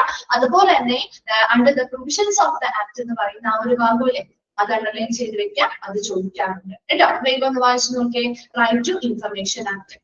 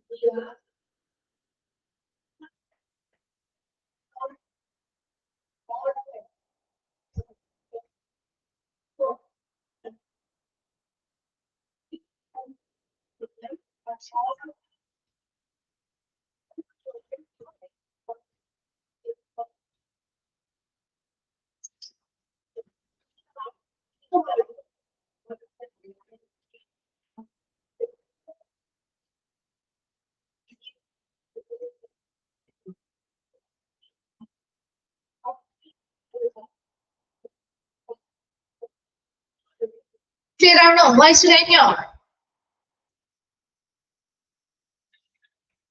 ഓക്കെ, ശരി. നെക്സ്റ്റ് വൺ ആണ് ഇഷ്യൂ ഓഫ് ഡിസബിലിറ്റി സർട്ടിഫിക്കറ്റ്. നമുക്ക് ഡിസബിലിറ്റി, അതായത് വൈകല്യങ്ങളുള്ള ആളുകളുണ്ട് അല്ലെ, അവർക്ക് സർട്ടിഫിക്കറ്റുകൾ വിതരണം ചെയ്യാറുണ്ട്, ശരിയല്ലേ? അവർക്ക് ഡിസബിലിറ്റിയുമായി ബന്ധപ്പെട്ട സർട്ടിഫിക്കേഷൻസ് കിട്ടാറുണ്ട്. അവരുടെ എത്ര പെർസെന്റേജ് ആണ് അവരുടെ ഡിസബിലിറ്റി, അതിനനുസരിച്ച് അവർക്ക് ഓരോ ബോർഡ് എന്ത് ചെയ്യുന്നു, ഗവൺമെന്റിലെ ബോർഡ്, നമ്മുടെ സ്റ്റേറ്റിലെ ബോർഡാണ് എന്ത് ചെയ്യുന്നത്, ആ ഒരു സർട്ടിഫിക്കറ്റ് വിതരണം ചെയ്യുന്നത്. അപ്പൊ അതുമായി ബന്ധപ്പെട്ട ഒരു നിയമവും അതിനെ പറ്റിയുള്ള കുറച്ച് കാര്യങ്ങളുമാണ് കേട്ടോ ഇവിടെ പറയുന്നത്. ഇവിടെ സർട്ടിഫിക്കറ്റ് അല്ലെങ്കിൽ വൈകല്യങ്ങളുള്ള ആളുകൾക്ക് സർട്ടിഫിക്കറ്റ് വിതരണം ചെയ്യുന്നതുമായി ബന്ധപ്പെട്ട് the respective medical boards constituted at the state or district level are the certifying authority to issue disability certificate. ഇങ്ങനെയുള്ള വൈകല്യങ്ങളുള്ള ആളുകൾക്ക് ഡിസബിലിറ്റി സർട്ടിഫിക്കറ്റ്, അങ്ങനെ ആ ഒരു വികലാംഗത അല്ലെങ്കിൽ ആ ഒരു വൈകല്യ സർട്ടിഫിക്കറ്റുകൾ വിതരണം ചെയ്യുന്നത് നമ്മുടെ സ്റ്റേറ്റിലെ, സംസ്ഥാനത്തെയോ അല്ലെങ്കിൽ ജില്ലാ തലത്തിലോ കോൺസ്റ്റിറ്റ്യൂട്ട് ചെയ്തിട്ടുള്ള, രൂപീകരിച്ചിട്ടുള്ള ഒരു മെഡിക്കൽ ബോർഡാണ്. അതായത് മെഡിക്കൽ ബോർഡുകളാണ് ശരിക്കും ഈ ഒരു സർട്ടിഫിക്കറ്റ് വിതരണം ചെയ്യുന്നത്. അങ്ങ് വെറുതെ അവർ വിതരണം ചെയ്യും ഇല്ല അല്ലെ. ആ ബോർഡില് കുറച്ച് അംഗങ്ങൾ ഉണ്ടായിരിക്കും. Consist of a chief medical officer or sub divisional medical officer. അതിലുണ്ടാവുന്ന അംഗങ്ങളാണ്, ആ ബോർഡില് ഉണ്ടാവുന്ന അംഗങ്ങളാണ് ചീഫ് മെഡിക്കൽ ഓഫീസർ അല്ലെങ്കിൽ സബ് ഡിവിഷണൽ മെഡിക്കൽ ഓഫീസർ ഉണ്ടായിരിക്കും. ഇന്റെ ഡിസ്ട്രിക്ട്, ജില്ലയിലെ ഒരു sub district divisional medical officer ഉണ്ടായിരിക്കും. And another expert in the specific field. ആ പ്രത്യേക മേഖലയിലെ എക്സ്പേർട്ട് ആയിട്ടുള്ള ഒരു വ്യക്തിയും കൂടി ഉണ്ടാകും. അതായത് ഇപ്പൊ പലവർക്കും പല രീതിയിലുള്ള ഡിസബിലിറ്റി ആണ് അല്ലെ. ചിലർക്ക് കാഴ്ചയുമായി ബന്ധപ്പെട്ടാവാം, ചിലർക്ക് നടക്കുന്നതുമായി ബന്ധപ്പെട്ടാവാം അല്ലെ, ചിലർക്ക് കേൾവിയുമായി ബന്ധപ്പെട്ടാവാം അല്ലെ. പല പല ഡിസബിലിറ്റീസ് ആണ്. അപ്പൊ എല്ലാവർക്കും ഒരേ ആളുകൾ തന്നെ മോണിറ്റർ ചെയ്താൽ അല്ലെങ്കിൽ ഒബ്സർവ് ചെയ്തിട്ട് കാര്യമുണ്ടോ? ഇല്ല. അതിന് സ്പെസിഫിക് മേഖല, ആ മേഖലയുമായി ബന്ധപ്പെട്ട് സ്പെഷ്യലൈസ്ഡ് ആയിട്ടുള്ള ആളുകൾ ആ ഒരു ബോർഡിൽ വേണം. എന്നാലല്ലേ നമുക്ക് ഇവരുടെ ഡിസബിലിറ്റി എത്രത്തോളം ഉണ്ട്, അതിന്റെ എന്താണ് അളവ് എത്രത്തോളം ആണ്, എത്ര പെർസെന്റേജ് ഉണ്ട് എന്നൊക്കെ മനസ്സിലാക്കാൻ പറ്റുള്ളൂ. അപ്പൊ അതിന് വേണ്ടിയിട്ട് ഇപ്പൊ for example an ophthalmic surgeon in case of visual handicaps, ഇപ്പൊ കണ്ണുമായി അല്ലെങ്കിൽ കാഴ്ചയുമായി ബന്ധപ്പെട്ട ഒരു വൈകല്യമുള്ള ഒരു വ്യക്തിയാണെങ്കിൽ അത്തരം ആളുകളുടെ സർട്ടിഫിക്കറ്റ് ഇഷ്യൂ ചെയ്യുന്നതുമായി ബന്ധപ്പെട്ട് ആ ഒരു ബോർഡിൽ ആരുണ്ടായിരിക്കും? ഒരു ഒഫ്താൽമിക് സർജൻ ഉണ്ടായിരിക്കും. മനസ്സിലാവുന്നുണ്ടോ? ആ ബോർഡില് പ്രധാനമായിട്ടും ഉണ്ടാവുന്ന ആളുകള് ഒരു ചീഫ് മെഡിക്കൽ ഓഫീസർ അല്ലെങ്കിൽ ഡിസ്ട്രിക്ട് ജില്ലയിലെ സബ് ഡിവിഷണൽ മെഡിക്കൽ ഓഫീസർ ഉണ്ടായിരിക്കും. അവരുടെ കൂടെ ഉണ്ടാവുന്ന ഒരു വ്യക്തി എന്ന് പറയുന്നത് ഏത് മേഖലയിലെ, ഏത് സ്പെസിഫിക് ഫീൽഡിലെ ഡിസബിലിറ്റി സർട്ടിഫിക്കറ്റ് ആണോ നമ്മൾ കൊടുക്കുന്നത് അതുമായി ബന്ധപ്പെട്ട, ആ ഫീൽഡുമായി ബന്ധപ്പെട്ട സ്പെഷ്യലിസ്റ്റ് ആയിട്ടുള്ള വ്യക്തിയും കൂടി ഉണ്ടായിരിക്കും. അപ്പോ കാഴ്ചയുമായി ബന്ധപ്പെട്ട് വിഷ്വൽ ഹാൻഡിക്യാപ്പ് ആയിട്ടുള്ളവരാണെങ്കിൽ അവിടെ ആ ഒരു ബോർഡിൽ ആരായിരിക്കും ഉണ്ടാവുക? ഒഫ്താൽമിക് സർജൻ ആയിരിക്കും ഉണ്ടാവുക. ക്ലിയർ ആണോ? മനസ്സിലാവുന്നില്ലേ? അതുപോലെ തന്നെ ഇനി ഹിയറിംഗ് ആൻഡ് സ്പീച്ചുമായി ബന്ധപ്പെട്ടാണ് ENT surgeon and audiologist in case of speech and hearing handicaps അല്ലെ. പലർക്കും പല ഡിസബിലിറ്റി ആണല്ലോ. അപ്പൊ സ്പീച്ച് ആൻഡ് ഹിയറിംഗുമായി ബന്ധപ്പെട്ടാണ് ബുദ്ധിമുട്ടുകളുള്ളത്, വൈകല്യങ്ങളുള്ളതെങ്കിൽ അവിടെ ENT സർജനോ അല്ലെങ്കിൽ ഒരു ഓഡിയോളജിസ്റ്റോ ആയിരിക്കും ഉണ്ടായിരിക്കാം. ഇനി orthopedic surgeon or a specialist in physical medicine and rehabilitation in case of locomotor handicaps, and a psychiatrist or a clinical psychologist or a teacher in a special education in case of mental handicaps. ഒരു എന്താണ് locomotor അല്ലെങ്കിൽ എന്താണ് നമുക്ക് നടക്കാനോ മൂവ്മെന്റുമായി ബന്ധപ്പെട്ടൊക്കെ handicap ആയിട്ടുള്ള അല്ലെങ്കിൽ വൈകല്യങ്ങളുള്ളവരാണെങ്കിൽ അവിടെ orthopaedic സർജനോ അല്ലെങ്കിൽ physical medicine and rehabilitation specialise ചെയ്തിട്ടുള്ള ഡോക്ടറൊക്കെ ആയിരിക്കും ഉണ്ടാവുക. അതുപോലെ തന്നെ ഇപ്പോ മെന്റൽ ഹാൻഡിക്യാപ്പ് മാനസികമായിട്ടുള്ള വൈകല്യങ്ങളാണ് അവർക്കുള്ളതെങ്കിൽ അത്തരം കേസുകളിൽ ഒരു സൈക്യാട്രിസ്റ്റോ അല്ലെങ്കിൽ ഒരു ക്ലിനിക്കൽ സൈക്കോളജിസ്റ്റോ അല്ലെങ്കിൽ സ്പെഷ്യൽ എഡ്യൂക്കേഷനിലെ ട്രെയിനിങ് എടുത്തിട്ടുള്ള ഏതെങ്കിലും ടീച്ചറോ അങ്ങനെയുള്ള ആളുകളായിരിക്കും ആ ഒരു ബോർഡിൽ ഉണ്ടായിരിക്കുക. അപ്പൊ ഓരോ സ്പെസിഫിക് ഫീൽഡിനനുസരിച്ച് സ്പെസിഫിക് ആയിട്ട് സ്പെഷ്യലൈസ്ഡ് ആയിട്ടുള്ള ആളുകൾ ആ ഒരു ബോർഡിൽ ഉണ്ടായിരിക്കും.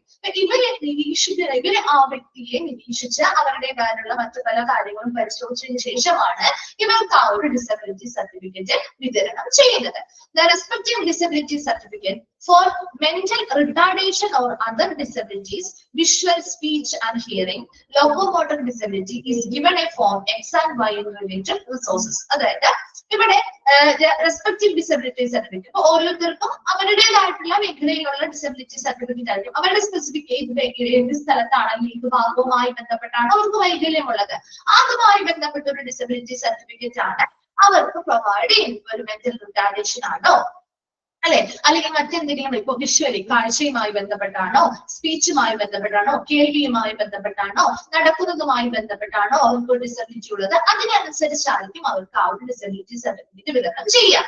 ഇവിടെ ഫോം X ആൻഡ് Y എന്ന് റിലേറ്റഡ് റിസോഴ്സസ് എന്ന് പറഞ്ഞാൽ ഫോം X എന്ന് പറഞ്ഞാൽ സ്പെസിഫിക് ആയിട്ട് അവരുടെ ഗവൺമെന്റ് ബെനിഫിറ്റ് കിട്ടാൻ വേണ്ടിയിട്ട് ഇപ്പൊ ഡിസബിലിറ്റി ഉള്ളവർക്ക് ഗവൺമെന്റ് ബെനിഫിറ്റുകൾ കിട്ടാറില്ലേ? ഗവൺമെന്റ് ബെനിഫിറ്റ് കിട്ടാറില്ലേ? അത്തരം ഗവൺമെന്റ് ബെനിഫിറ്റ് കിട്ടാൻ വേണ്ടിയിട്ടുള്ള സർട്ടിഫിക്കറ്റുകളുണ്ട് അല്ലെങ്കിൽ ഫോമുകളുണ്ട്. അതാണ് ഫോം X എന്ന് പറയുന്നത്. ഫോം Y എന്ന് പറയുന്നത് മെഡിക്കൽ ഇൻസ്റ്റിറ്റ്യൂഷൻസോ അല്ലെങ്കിൽ ഹോസ്പിറ്റലുകളോ നൽകുന്നതാണ്. അതായത് ഇവർക്ക് ഇങ്ങനെ ഒരു ഡിസബിലിറ്റി ഉണ്ട് എന്ന് പറഞ്ഞ ഒരു സ്റ്റാൻഡേർഡ് ഫോർമാറ്റ് ഹോസ്പിറ്റലോ അല്ലെങ്കിൽ ഏതെങ്കിലും മെഡിക്കൽ ഇൻസ്റ്റിറ്റ്യൂഷൻസോ നൽകുന്നതാണ് ഫോം Y എന്ന് പറയുന്നത്. ജസ്റ്റ് നിങ്ങളൊന്ന് മനസ്സിലാക്കി വെച്ചാൽ മതി. അത് അങ്ങനെയുള്ള ഏതാണോ അവർക്ക് ആവശ്യമായിട്ടുള്ളത് അതാണ് അവർക്ക് പ്രൊവൈഡ് ചെയ്യുക. ഇനി the certificate is issued to person with disabilities mentioned under the Right of Person with Disabilities Act 2016. ഒന്ന് അണ്ടർലൈൻ ചെയ്തിട്ടേ. അപ്പൊ ഇങ്ങനെ നമുക്ക് വൈകല്യമുള്ള ആളുകൾക്ക് ഡിസബിലിറ്റി സർട്ടിഫിക്കറ്റ് വിതരണം ചെയ്യുന്നത് ഏത് നിയമത്തിന് കീഴിലാണ്? Right of person with disabilities act 2016. Underline ചെയ്ത് ആ ഒരു വികലാംഗ അവകാശ നിയമം 2016 കീഴിലാണ് നമ്മൾ ഈ പറയുന്ന വ്യക്തികൾക്ക് ഡിസബിലിറ്റിക്ക് അനുസരിച്ച് സർട്ടിഫിക്കറ്റുകൾ വിതരണം ചെയ്യുന്നത്. ഇനി certificate is valid four A period of 5 years. അപ്പൊ നമ്മൾ ഒരു വ്യക്തിക്ക് അവരാദ്യം തന്നെ അപ്പൊ ഇവർക്ക് ഒരു വൈകല്യമുള്ള ആളുകളാണെങ്കിൽ അവര് ഈ ഒരു സർട്ടിഫിക്കറ്റിന് വേണ്ടി അപ്ലൈ ചെയ്യുമല്ലോ. അവർക്ക് ഇതിനു വേണ്ടി സാധാരണയായിട്ട് അവർക്ക് ഗവൺമെന്റ് ബെനിഫിറ്റുകളൊക്കെ കിട്ടാൻ വേണ്ടിയിട്ട് സാധാരണ ഒരു ഡിസബിലിറ്റി സർട്ടിഫിക്കറ്റിന് വേണ്ടി അപ്ലൈ ചെയ്യാം അല്ലെ. ഒരുപാട് ബെനിഫിറ്റും കാര്യങ്ങളൊക്കെ ഉണ്ടാകുന്നത് അല്ലെ. അപ്പൊ അങ്ങനെ അവർ ആ ഒരു സർട്ടിഫിക്കറ്റിന് വേണ്ടിയിട്ട് അപ്ലൈ ചെയ്യുന്ന സമയത്ത് ഈ പറയുന്ന ആ ഒരു ബോർഡ് എന്ത് ചെയ്യും? അവർ കൃത്യമായി പരിശോധിച്ച് അവരുടെ ആ ഒരു വൈകല്യങ്ങൾക്ക് അനുസൃതമായിട്ടുള്ള ഒരു സർട്ടിഫിക്കറ്റ് വിതരണം ചെയ്യില്ലേ? ആ വിതരണം ചെയ്യുന്നത് valid four period of 5 years 5 വർഷത്തെ വാലിഡിറ്റി ഉള്ള ഒരു സർട്ടിഫിക്കറ്റ് ആണ് ആദ്യം വിതരണം ചെയ്യാം. മനസ്സിലാവുന്നുണ്ടോ? 5 വർഷത്തെ വാലിഡിറ്റി ഉള്ള ഒരു സർട്ടിഫിക്കറ്റ് ആണ് ആദ്യം വിതരണം ചെയ്യാം. ഇനി ഈ 5 വർഷം കഴിഞ്ഞിട്ടും അപ്പൊ 5 വർഷം കഴിയുമ്പോൾ അതിന്റെ വാലിഡിറ്റി തീരുവോ? 5 വർഷത്തേക്കല്ലേ നമ്മൾ കൊടുക്കുന്നേ. ആ 5 വർഷം കഴിയുമ്പോൾ അതിന്റെ validity തീരുന്നതിനനുസരിച്ച് there is no chance of variation in the degree of disability. ചിലർക്ക് എന്ത് ചെയ്യാറുണ്ട്? ഇതില് ചില വൈകല്യങ്ങൾ മാറാറുണ്ട് ഇല്ലേ? കുറച്ച് നാൾ കഴിയുമ്പോ ഇപ്പൊ എന്തെങ്കിലും ആക്സിഡന്റുമായി ബന്ധപ്പെട്ടൊക്കെയാണ് പെട്ടെന്ന് വന്നിരിക്കുന്നെങ്കിൽ ചിലപ്പോ പെട്ടെന്ന് എന്തെങ്കിലും കാര്യങ്ങളോടുകൂടി ചിലപ്പോ അവരുടെ വൈകല്യങ്ങളിൽ വ്യത്യാസങ്ങൾ വരാം, കുറവുകൾ വരാം ഇല്ലേ? അപ്പൊ അങ്ങനെ എന്തെങ്കിലും മാറ്റങ്ങളൊന്നും സംഭവിച്ചിട്ടില്ല. നമ്മൾ 5 വർഷത്തിന് മുൻപ് അവർക്ക് എന്തൊക്കെ രീതിയിലുള്ള ഡിസബിലിറ്റി തന്നെയായിരിക്കും പിറ്റേ 5 വർഷം കഴിഞ്ഞപ്പോഴും നമുക്ക് തോന്നും ഒരു ചാൻസ് ഓഫ് വേരിയേഷൻ, അവരുടെ ആ ഒരു ഡിസബിലിറ്റിയുടെ അളവില് യാതൊരുവിധ വ്യത്യാസവും ഉണ്ടാകാൻ സാധ്യതയില്ല എന്ന് ആ ബോർഡിന് തോന്നുകയാണെങ്കിൽ അവർക്ക് എന്ത് ചെയ്യുന്നു, പെർമനന്റ് ഡിസബിലിറ്റി സർട്ടിഫിക്കറ്റ് കൊടുക്കുന്നു. മനസ്സിലായോ? ആദ്യം അവർക്ക് 5 വർഷത്തെ വാലിഡിറ്റി ഉള്ള സർട്ടിഫിക്കറ്റ് കൊടുക്കുക, അതിനുശേഷം അതേ ഡിസബിലിറ്റി അവർക്ക് തുടരുന്നുണ്ട്, അത് മാറാൻ യാതൊരു സാധ്യതയും ഇല്ല എന്ന് തന്നെ തോന്നിക്കഴിഞ്ഞാൽ അവർക്ക് പെർമനന്റ് ഡിസബിലിറ്റി സർട്ടിഫിക്കറ്റ് കൊടുക്കും. ക്ലിയർ ആണോ? Okay. Then, in order to get a disability certificate, a person requires a birth certificate and proof of residence. ഒരു ഡിസബിലിറ്റി സർട്ടിഫിക്കറ്റ് കിട്ടണമെങ്കിൽ ആ വ്യക്തിക്ക് ഒരു ബർത്ത് സർട്ടിഫിക്കറ്റ് വേണം. നമുക്കറിയാലോ, സാധാരണ എല്ലാത്തിനും ആവശ്യമുള്ള ഒരു സർട്ടിഫിക്കറ്റ് ആണ് ബർത്ത് സർട്ടിഫിക്കറ്റ് വേണം. അതുപോലെ തന്നെ പ്രൂഫ് ഓഫ് റെസിഡൻസ്, അവരുടെ താമസ സ്ഥലവും അതുമായി ബന്ധപ്പെട്ട് തെളിയിക്കുന്ന രേഖകളും ഉണ്ടായിരിക്കണം. And if child is bone at home, ചില കുട്ടികൾ ചിലപ്പോൾ വീടുകളിൽ ജനിച്ചു, പണ്ട് കാലങ്ങളിൽ അങ്ങനെയല്ലായിരുന്നു, വീട്ടിലൊക്കെയാണ് ജനിക്കുക അല്ലെ. ഹോസ്പിറ്റലൊക്കെ ജനിക്കുമ്പോഴാണ് നമുക്ക് സാധാരണ എന്താണ് രജിസ്റ്റർ ചെയ്യുന്നതും ബർത്ത് സർട്ടിഫിക്കറ്റ് ഒക്കെ മേടിക്കുന്നത്. പണ്ടത്തുള്ള ആളുകൾക്കൊന്നും അത്രയും രീതിയിലുള്ള ബർത്ത് സർട്ടിഫിക്കറ്റ് കാര്യങ്ങളൊന്നും ഉണ്ടാവില്ല അല്ലെ. അപ്പൊ അങ്ങനെയാണെന്നുണ്ടെങ്കിൽ parents can get the birth certificate from their district magistrate-മായിട്ട് ബന്ധപ്പെട്ട് കോണ്ടാക്ട് ചെയ്ത് കഴിഞ്ഞാൽ അവർക്ക് ആ ഒരു പാരന്റ്സിന് ആ ഒരു ബർത്ത് സർട്ടിഫിക്കറ്റ് ലഭ്യമാക്കാൻ പറ്റും. അതിനുശേഷം മാത്രമേ അവർക്ക് ഈ ഒരു ഡിസബിലിറ്റി സർട്ടിഫിക്കറ്റിന് വേണ്ടിയിട്ട് അപ്ലൈ ചെയ്യാൻ പറ്റുള്ളൂ. മനസ്സിലായോ? അപ്പൊ അതൊന്നും അണ്ടർലൈൻ ചെയ്ത് വെക്കണം കേട്ടോ, അതും ചോദിക്കാറുണ്ട്. അപ്പൊ ഈ ഒരു നിയമം ഏതാണെന്നുള്ളത് ആദ്യം മനസ്സിലാക്കി വെക്കണേ. Right of person with disabilities act 2016 കീഴിലാണ് നമ്മൾ ഈ ഒരു ഡിസബിലിറ്റീസ് ആക്ട് ഡിസബിലിറ്റിയുമായി ബന്ധപ്പെട്ട് വ്യക്തികൾക്ക് സർട്ടിഫിക്കറ്റ് വിതരണം ചെയ്യുന്നത്. അതിനുവേണ്ടി സ്റ്റേറ്റ് ലെവലില് അല്ലെങ്കിൽ ഡിസ്ട്രിക്ട് ലെവലില് ഒരു മെഡിക്കൽ ബോർഡ് ഉണ്ടായിരിക്കും. ആ മെഡിക്കൽ ബോർഡില് സർട്ടിഫൈങ് അതോറിറ്റി, അവരാണ് സർട്ടിഫൈങ് അതോറിറ്റി എന്ന് പറയുന്നത്, അവരാണ് ഈ ഒരു സർട്ടിഫിക്കറ്റ് വിതരണം ചെയ്യുന്ന ആളുകൾ. ആ ബോർഡില് ചീഫ് മെഡിക്കൽ ഓഫീസർ അല്ലെങ്കിൽ district sub divisional medical officer ഉണ്ടായിരിക്കും. അതുകൂടാതെ ഏത് മേഖലയിലെ ഡിസബിലിറ്റി സർട്ടിഫിക്കറ്റ് ആണോ നമ്മൾ കൊടുക്കുന്നത് ആ ഫീൽഡിലുള്ള സ്പെഷ്യലിസ്റ്റ് ആയിട്ടുള്ള ആളുകളും ഉണ്ടായിരിക്കും. അപ്പൊ അതിനൊരു എക്സാമ്പിൾ നമ്മൾ പറഞ്ഞിട്ടുണ്ടായിരുന്നു. ഇനി ഇൻ കേസ് ഏത് തരത്തിലുള്ള ഡിസബിലിറ്റി ആണെങ്കിലും നമ്മൾ അതിനുള്ള സർട്ടിഫിക്കറ്റ് കൊടുക്കുന്നുണ്ട്. ആദ്യം നമ്മളൊരു 5 വർഷത്തെ വാലിഡിറ്റിയുള്ള ഒരു സർട്ടിഫിക്കറ്റ് ആണ് കൊടുക്കുക. അതിനുശേഷം അവരുടെ ആ ഒരു ഡിസബിലിറ്റിയില് യാതൊരുവിധ വ്യത്യാസങ്ങളും ഇല്ല, അത് ഇതുപോലെ തന്നെ തുടരുമെന്ന് തോന്നുമ്പോൾ നമ്മൾ ആ ഒരു പെർമനന്റ് ഡിസബിലിറ്റി സർട്ടിഫിക്കറ്റ് അവർക്ക് കൊടുക്കും. ഇനി ഒരു വ്യക്തിക്ക് ഡിസബിലിറ്റി സർട്ടിഫിക്കറ്റ് കിട്ടണമെങ്കിൽ അവർക്ക് ബർത്ത് സർട്ടിഫിക്കറ്റും അതുപോലെ അവരുടെ താമസവുമായി ബന്ധപ്പെട്ട് തെളിയിക്കുന്ന പ്രൂഫ് ഓഫ് റെസിഡൻസും ഉണ്ടായിരിക്കണം. അതുപോലെ ഇപ്പൊ കുട്ടികളൊക്കെ ഇപ്പൊ ബോർഡ് അറ്റ് ഹോം വീടുകളിലാണ് പ്രസവം നടന്നത് അല്ലെങ്കിൽ ജനിച്ചതെങ്കിൽ പാരന്റ്സിന് ഡിസ്ട്രിക്ട് മജിസ്ട്രേറ്റുമായിട്ട് ബന്ധപ്പെട്ട് റിക്വസ്റ്റുകൾ കൊടുത്താൽ അവർക്ക് ബർത്ത് സർട്ടിഫിക്കറ്റ് ലഭ്യമാക്കാൻ പറ്റും. ഈ ബർത്ത് സർട്ടിഫിക്കറ്റും പ്രൂഫ് ഓഫ് റെസിഡൻസും ഉണ്ടെങ്കിൽ മാത്രമേ അവർക്ക് ഈ ഡിസബിലിറ്റി സർട്ടിഫിക്കറ്റിന് അപ്ലൈ ചെയ്യാനും ലഭ്യമാക്കാൻ സാധിക്കുള്ളൂ. വേഗം ഒന്ന് വായിച്ചു നോക്കിയേ. Issue of disability certificates.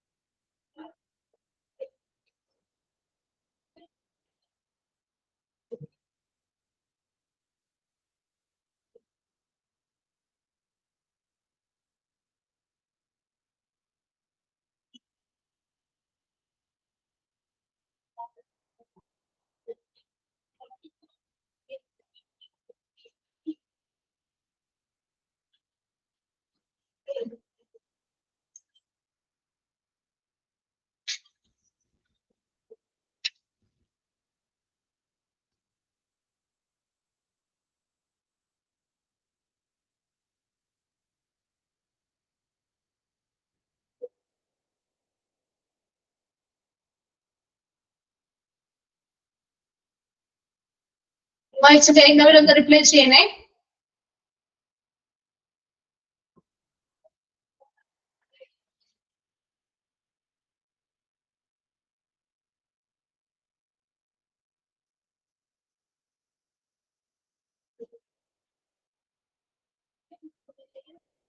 Clear ആണോ? ഓക്കെ ആണോ? ഓക്കെ, ശരി. നെക്സ്റ്റ് വൺ ആണ് ഓർഗൻ ട്രാൻസ്പ്ലാന്റ് ആക്ട്. ഇത് കേട്ടിട്ടുണ്ടോ? ഓർഗൻ ട്രാൻസ്പ്ലാന്റ് ആക്ട്, അവയവ മാറ്റിവയ്ക്കൽ നിയമം അല്ലേ? The Transplantation of Human Organs Act THOA 1994 was enacted to provide a system of removal, storage and transplantation of human organs for therapeutic purposes and for the prevention of commercial dealings in human organs. അപ്പൊ ഇവിടെ transplantation of human organs act, അതായത് THOA എന്ന് പറയുന്നത് 1994 നമ്മുടെ മനുഷ്യനുമായി ബന്ധപ്പെട്ട് അല്ലെ മനുഷ്യാവയവ മാറ്റിവെക്കൽ അല്ലെങ്കിൽ ട്രാൻസ്പ്ലാന്റേഷനുമായി ബന്ധപ്പെട്ട നിയമമാണ്. 1994 ഇത് പ്രാബല്യത്തിൽ വന്നിരിക്കുന്നത്. Enact to provide a system of, അതായത് നമ്മുടെ ഹ്യൂമൻ ഓർഗൻസിനെ റിമൂവ് ചെയ്യാം, നീക്കം ചെയ്യുക, അത് സ്റ്റോർ ചെയ്യുക അല്ലെ, അത് സംരക്ഷിക്കുക അല്ലെങ്കിൽ അത് സൂക്ഷിക്കുന്നതിനും അതുപോലെ അത് മാറ്റിവെക്കുന്നതിനും ഒരു സംവിധാനം ഒരുക്കുന്ന എന്തിനു വേണ്ടി, എന്ത് പർപ്പസിന് വേണ്ടി? ഫോർ തെറാപ്യൂട്ടിക് പർപ്പസ്, ചികിത്സാപരമായ ഉദ്ദേശത്തിന് വേണ്ടിയിട്ട് കേട്ടോ, അല്ലാതെയല്ല, ചികിത്സാപരമായ ഉദ്ദേശങ്ങൾക്ക് വേണ്ടി മനുഷ്യാവയവങ്ങൾ നീക്കം ചെയ്യാം, അത് സംരക്ഷിക്കാം, അത് മാറ്റിവെക്കൽ നടത്താം.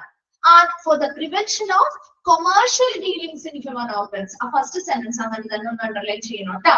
എന്താണ് ഈ ഹ്യൂമൻ ഓർഗൻസ് അല്ലെങ്കിൽ മനുഷ്യാവയവങ്ങളുടെ വാണിജ്യപരമായിട്ടുള്ള കൈകാര്യം ചെയ്യൽ തടയുകയും ചെയ്യും. ഇതിനു വേണ്ടി മാത്രമേ ഈ ഒരു നിയമം നിയമം സപ്പോർട്ട് ചെയ്യുന്നുള്ളൂ. ചികിത്സാപരമായ കാര്യങ്ങൾക്ക് വേണ്ടി ഹ്യൂമൻ ഓർഗൻസ് എന്ത് ചെയ്യാം? റിമൂവ് ചെയ്യാം, സ്റ്റോർ ചെയ്യാം, ട്രാൻസ്പ്ലാന്റേഷൻ നടത്താം. അതല്ലാതെ വാണിജ്യപരമായിട്ടുള്ള ഹ്യൂമൻ ഓർഗൻസിന്റെ വാണിജ്യപരമായിട്ടുള്ള കൊമേഴ്ഷ്യൽ ആയിട്ടുള്ള കൈകാര്യം ചെയ്യലിനെ നിയന്ത്രിക്കുന്ന അല്ലെങ്കിൽ തടയുന്ന ഒരു നിയമം കൂടിയാണ് ഓർഗൻ ട്രാൻസ്പ്ലാന്റേഷൻ ആക്ട് അല്ലെങ്കിൽ transplantation of human organs act 1994 എന്ന് പറയുന്നത്. ഇനി ഈ ഒരു നിയമം THOA is now adopted by all states except Andhra and Jammu Kashmir who have their own similar laws. ഇപ്പോൾ ഈ നിയമം എല്ലാത്തിലും നമ്മുടെ ഇന്ത്യയിലെ എല്ലാ സ്റ്റേറ്റ്സിലും അംഗീകരിച്ചിട്ടുണ്ട്. എക്സെപ്റ്റ് ആന്ധ്രാപ്രദേശിലും ജമ്മു കാശ്മീരിലും ഒഴികെ അവർക്ക് അവരുടേതായ ഇതിനോട് സമാനമായിട്ടുള്ള നിയമനിർമ്മാണങ്ങൾ ഉള്ളത് കൊണ്ട് ബാക്കിയുള്ള എല്ലാ സ്റ്റേറ്റും ഈ ഒരു നിയമം അംഗീകരിച്ചു കഴിഞ്ഞു. The Transplantation of Human Organs Act THOA 1994 was enacted in the year 1994 and has been adopted in all states except while Jammu Kashmir and Andhra Pradesh which have their own legislation in this regard. The main purpose of the act is to regulate the removal, storage, transplantation of human organs for therapeutic purposes and for the prevention of commercial dealings in human organs. ഇത്രയും മാത്രം മനസ്സിലാക്കുക. ഈ ഒരു നിയമം transplantation of human organs act THOA അതിന്റെ expand form പഠിച്ചു വെക്കണം കേട്ടോ. 1994 ഇത് പ്രാബല്യത്തിൽ വരുന്നത്. എന്തിനു വേണ്ടിയിട്ടാണ്? തെറാപ്യൂട്ടിക് പർപ്പസിന് വേണ്ടിയിട്ട്, ചികിത്സാപരമായ ഉദ്ദേശങ്ങൾക്ക് വേണ്ടി ഹ്യൂമൻ ഓർഗൻസിനെ മനുഷ്യാവയവങ്ങള് നീക്കം ചെയ്യാം, സംരക്ഷിക്കാം, അതുപോലെ സൂക്ഷിക്കാം, അതുപോലെ തന്നെ മാറ്റിവെക്കലും നടത്താം. ഒരിക്കലും കൊമേഴ്ഷ്യൽ ഡീലിങ്സ് അല്ലെ വാണിജ്യപരമായ ഇടപാടുകൾ ഈ ഒരു നിയമം വഴി തടയുകയും ചെയ്യുന്നത്. അതിന്റെ ഒരു വർഷം നോക്കുക, expand form THOA expand form നോക്കുക. അതുപോലെ ജമ്മു കാശ്മീരിലും ആന്ധ്രാപ്രദേശും ഒഴികെ എല്ലാ സ്റ്റേറ്റിലും ഈ നിയമം പ്രാബല്യത്തിലുണ്ട്. ആ രണ്ട് സ്റ്റേറ്റിലും അവരുടേതായ സ്വന്തമായ നിയമനിർമ്മാണങ്ങൾ ഉള്ളത് കൊണ്ടാണ് അവർക്ക് ഈ ഒരു നിയമം ബാധകമാവാത്തത്. ക്ലിയർ ആണോ? അവിടെ വരെ വേഗം ഒന്ന് വായിച്ചു നോക്കിയേ.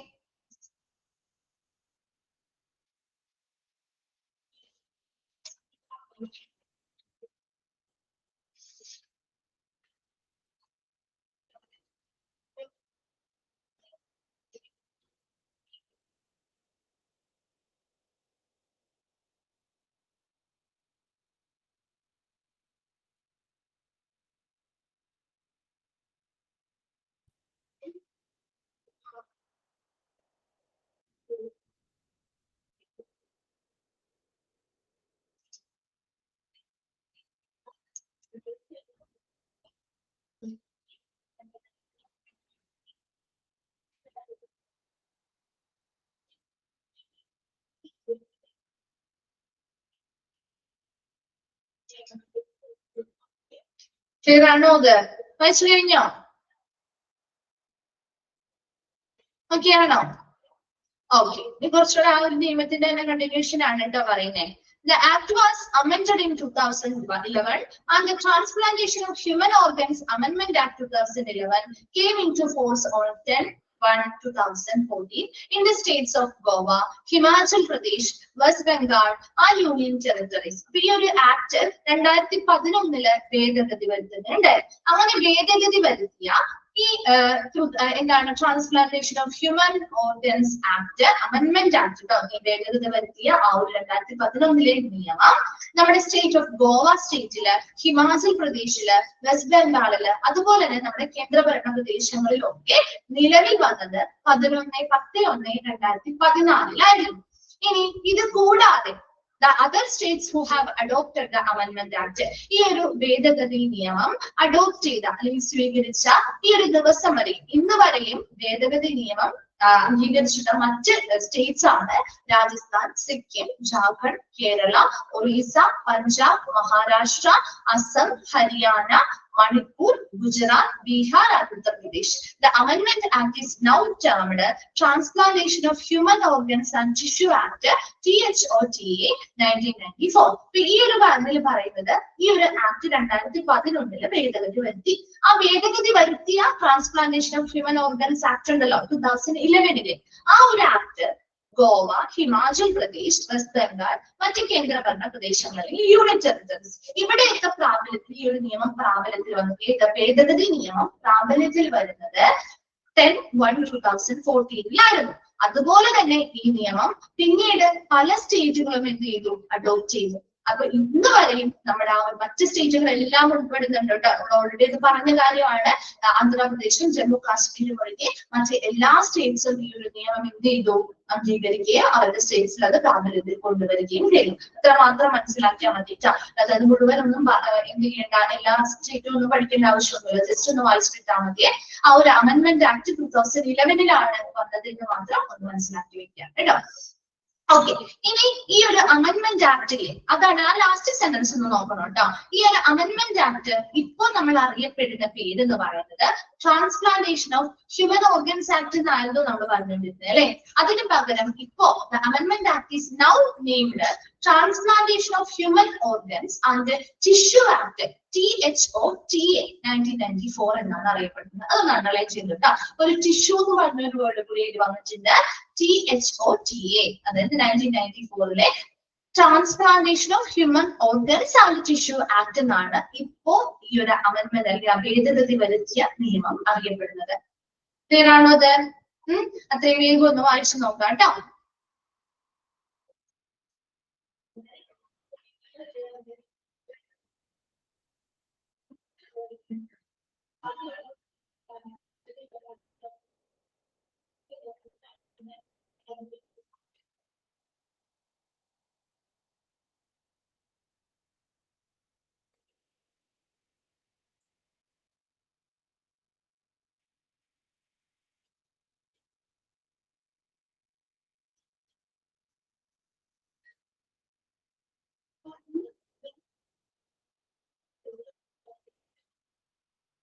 ഓക്കെ, അപ്പൊ ഇത് മിസ്സിംഗ് ഇവിടെ വരെ എടുക്കുന്നുള്ളൂ കേട്ടോ. നെക്സ്റ്റ് അത് കണ്ടിന്യൂസ് പറയാനുള്ളതാണ്. അപ്പൊ ബാക്കി ഭാഗം നെക്സ്റ്റ് ക്ലാസ്സിൽ എടുക്കാം. അപ്പൊ ഇവിടെ വരെ ഒന്ന് വായിച്ചിട്ട് വരാം. നോട്ട്സോ കാര്യങ്ങളോ ഉണ്ടെങ്കിൽ വരുമ്പോ ചോദിക്കാം കേട്ടോ നെക്സ്റ്റ് ക്ലാസ്സിൽ വരുമ്പോ. Okay, thank you.